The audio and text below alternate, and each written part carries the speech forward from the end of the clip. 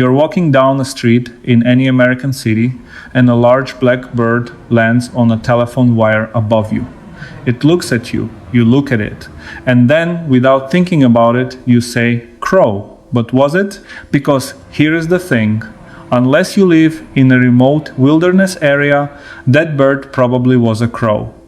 But if you had been in the mountains of Colorado, or the forests of northern Canada, or the rocky coastline of Maine, it might just as easily have been a raven, an animal so different from a crow that biologists consider their intelligence to operate at entirely different levels, their social lives to be organized around entirely different principles, and their relationship with humans to be separated by thousands of years of very different mythology.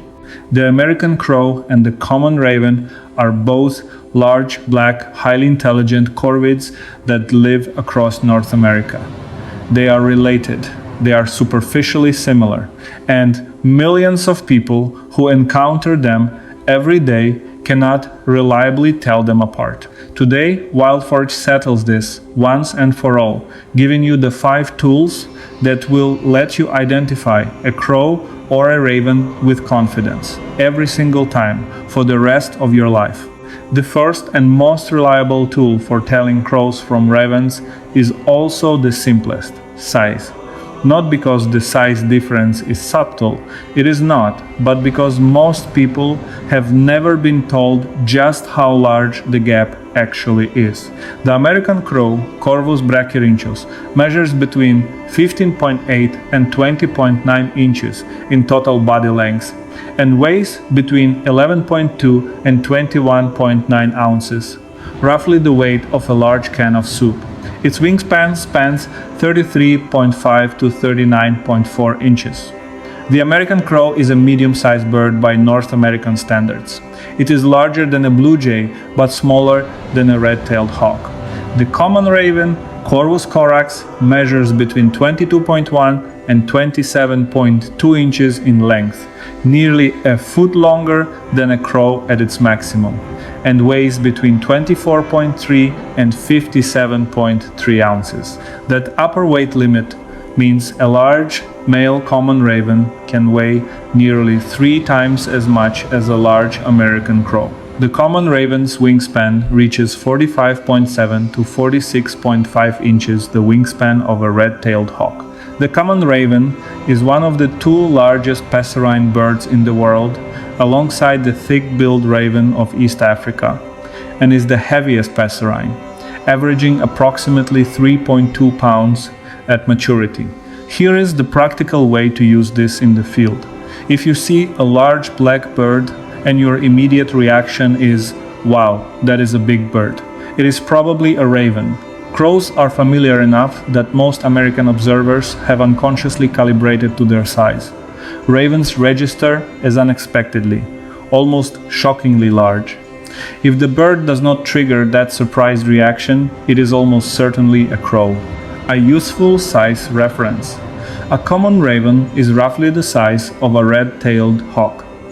An American crow is roughly the size of a large pigeon. If you can picture a hawk-sized all-black bird, you are picturing a raven. If you are picturing something closer to a pigeon, you are picturing a crow. When a crow or raven is on the ground or perched, size is your primary identification tool. But when the bird is in flight, which is often how people first notice them, 2 additional features become visible that are even more reliable than size alone. The tail shape is the single most diagnostic field mark for distinguishing crows from ravens in flight.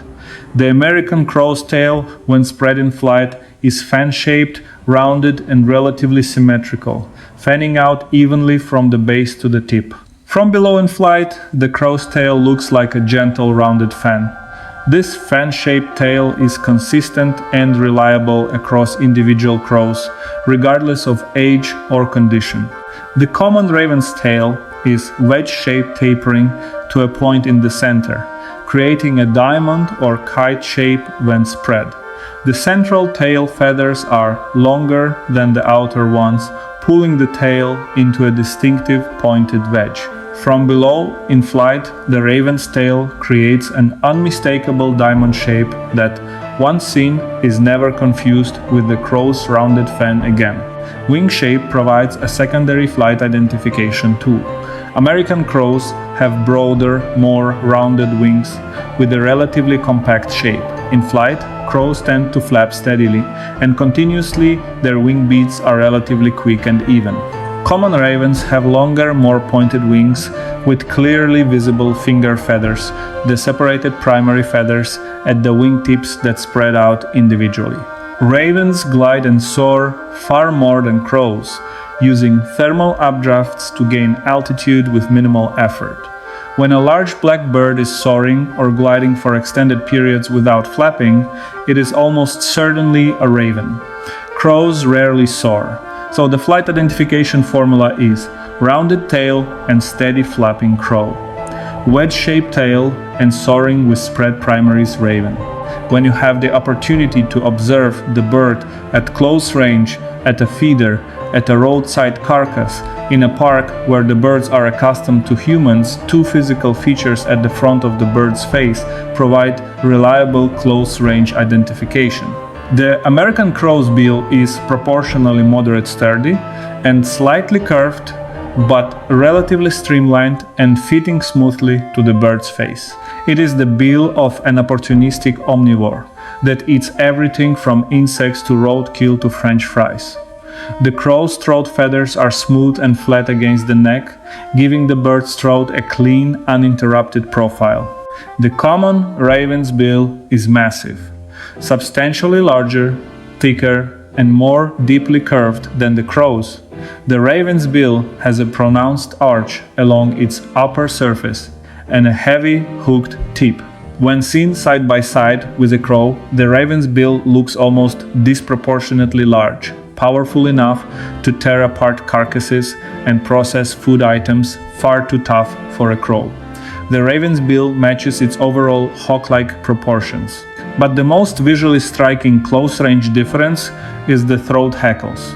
Common ravens have elongated, shaggy feathers at the throat called hackles that hang loosely and are particularly visible when the bird calls. These hackles fluff out and extend downward from the chin and throat, giving the raven a distinctly shaggy, almost leonine appearance around the neck when it vocalizes. American crows have no comparable throat hackles. The crow's throat is smooth and unadorned. This means that when a large black bird calls and you can see its throat, smooth throat crow, shaggy hackles extending from the throat raven. Even if you cannot see the bird clearly, even if it is distant or in shadow or moving through thick foliage, the voice of a crow and the voice of a raven are so different that a trained ear will make an identification before the eye can focus. The American crow's call is the caw, a sharp, nasal, relatively high-pitched vocalization delivered in rapid repetition. It is familiar to virtually every American who has spent time outdoors. The crow caws repeatedly, often in rapid bursts, with a piercing quality that carries well through open environments. Crows also produce a wide variety of other sounds, clicks, rattles, coos, and imitations of other species. But the sharp nasal caw is the signature call that most observers recognize.